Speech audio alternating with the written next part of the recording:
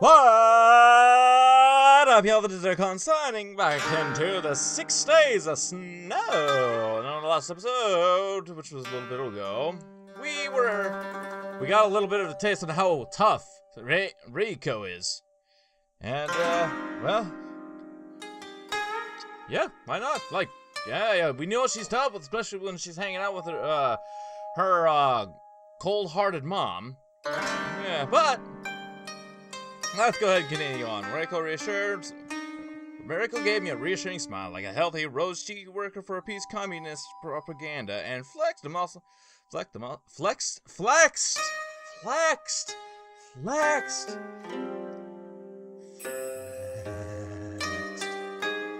I can't read English, guys. That's hard for me, okay? And I'm American. Go figure, right? Alright, well, and flexed the muscles of her exposed arm. There was no muscle definition to be seen. Her arm seemed rather too delicate to support a roosting butterfly. A what? I'm sorry, what? A roosting butterfly? Okay. Let alone shovel snow for hours on end. But Reiko, despite the irony of her gesture, hadn't been lying. She was tough. If you live high up in the snowy mountains, perhaps it's inevitable that your outer shell will be stronger than most. If Miss Kakiuchi had been there to witness this display, I fear she would have fainted. I think so too. Not only was Reiko giving me a man an unabashed view of her alabaster arms, but she was doing it on purpose too. How scandalous! Indeed, how scandalous can that be, dear sir? To me there, I'd say that it's complete rubbish. Carrying on. Of course, there was nothing erotic about the gesture. Reiko meant it in gesture, obviously. Why would you think there'd be any eroticism in that? Her eyes crinkled around the edges and she started to giggle. For all Reiko disliked her life, she was still able to smile, tell jokes, and laugh. She was actually quite nice. And laughter pierced my heart. It hurt! Why? Say, Angie, Reiko looked up at me, still smiling, her coy little smile. If you don't believe me, I can prove it to you. Prove what? That I'm stronger than I look. Oh? I raised an eyebrow in amusement. And how are you going to do that? We could have a competition. Competition? Competition? I stroked my chin like a bard pondering the next competition. That sounds interesting. It is. Lean in close and I'll tell you about it. Leaning? What? Whoa. Sure, I suppose. You'll whisper it in my ear? Well, Reiko Planet, you don't need to be that close. Close enough. Alright. Now my interest really was piqued. I shuffled forwards curiously, surveying this impetuous young madame with folded arms. Is this close enough? Probably a little too close. Closer, Reiko said, and I obliged. This performance repeated 3 times over until I found myself standing a good deal nearer to Reiko than I had ever intended. I'm not liking this. She was so close I could have taken her hand in my own if I had wanted to and linked our fingers together. I could have pressed... What? Buddy, what is with all these details in your head? Stop it! I could have pressed Reiko's tiny pale hand between mine like dried flowers in the pages of a scrapbook. Reiko's body was so small. I wonder what it would feel like to touch. Oh boy, that little too much for comfort, buddy. Little too much knowledge for comfort. Oh, yeah. I wondered if her hands would be like ice. If her hands were like ice and her skin laced with snow, then her eyes were big and intense and burning. Just like fireworks. Her gaze held mine unapologetically. She didn't look away, and neither did she hang her head. Her cheeks remained unflushed from embarrassment. colored the lightest shade of rose pink imaginable from the cool wind. I think, she said. I leant forwards as a touch more, captivated by every single syllable that fell from her lips. Yes, what do you think? There was a pause, broken by the soft sound of the morning breeze as it steered her hair.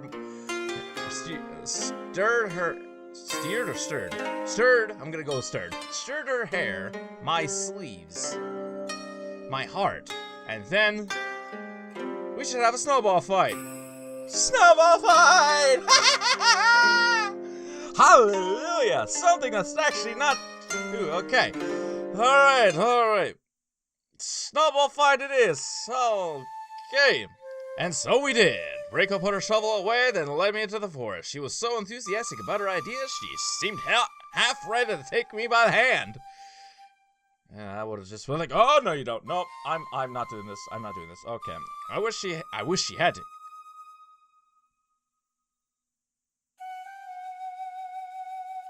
No.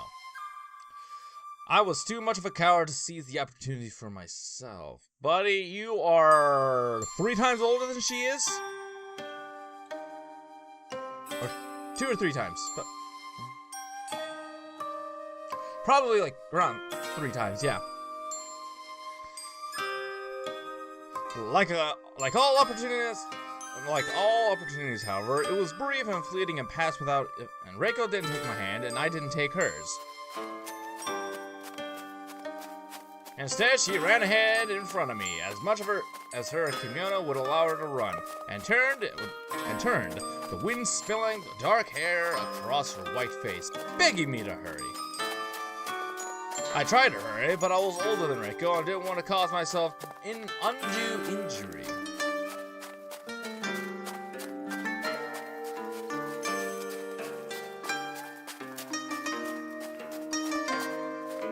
I'll say, though, that is a good picture, by the way.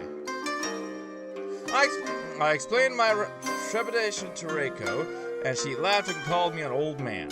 I didn't often consider myself old, and this adjective surprised me, but it was fair compared to her. I suppose I was. Even as I followed along behind her, kicking a fine mist of snow up beneath my wooden sandals, I knew I was making a mistake.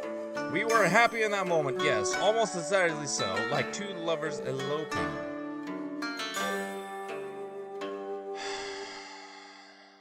I'm uncomfortable! Reiko was laughing as I had never seen her laugh, and speaking with ease as I had never heard her speak, smiling brighter than a burning oil lamp. But it was a delicate, tremulous happiness that couldn't last. It was happiness that could exist only within the moment, built on desperation and fear and future hurt. Even as we played, Reiko impacting the snow in her dainty hands and hurling the projectiles at me with alarming speed, my heart remained troubled. When her mother found out, Reiko would be in a lot of trouble. I would be in trouble too, of course, for distracting one of the maids in such an unseemly manner, playing with her no less. If we'd been engaged in intimate relations... Why go there? It would have been easy to understand, but this was the kind of thing children did. But Reiko was a child. That was something I kept forgetting. Oh, how easily we can trick ourselves for the sake of simply convenience. Reiko was a child who had been forced to grow up far too quickly.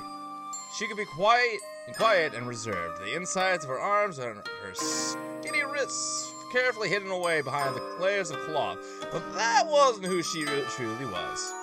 Beneath the perfect image Miss Kakuchi had attempted to cultivate, Reiko was a buoyant, bright, energetic young thing who loved life and derived joy from simple pleasure. Oh, that's nice. Here, she would wither and die. She was withering already. The roses in Reiko's cheeks, in full bloom as she giggled and ducked, shrieked into the snow, would recede when she returned to the gloomy inn that she called home. Ah! Yeah, that's getting sad now. Reiko had been born to laugh and live. She could have done so many things. But she had the misfortune of being born here. Yeah, sometimes I guess that happens. What could I do for her? How could I help this funny, cheerful, lively girl whose very soul, her essence, was being drained away day by day? I didn't know, but that spurred me on with yet more energy. I was too old to play in the snow and my joints were aching, my fingers were trembling, I was sweating from the exertion despite the cold, and Rika wasn't going easy on me. She had hit me 4, 5, 6 times, so many times I had lost count. But I didn't stop. I couldn't. Not once she looked like she was having so much fun. I mean, yeah, when they're having fun, what do you want to... You want to stop that? How... what kind of person are you to stop someone from having a little bit of fun like this? Especially a child. Fun is important. It's a key aspect of our lives we so often overlook, particularly when we get older. Why should we have fun when we have other more pressing matters to attend to? Family affairs, daily chores, endless work. Family affairs?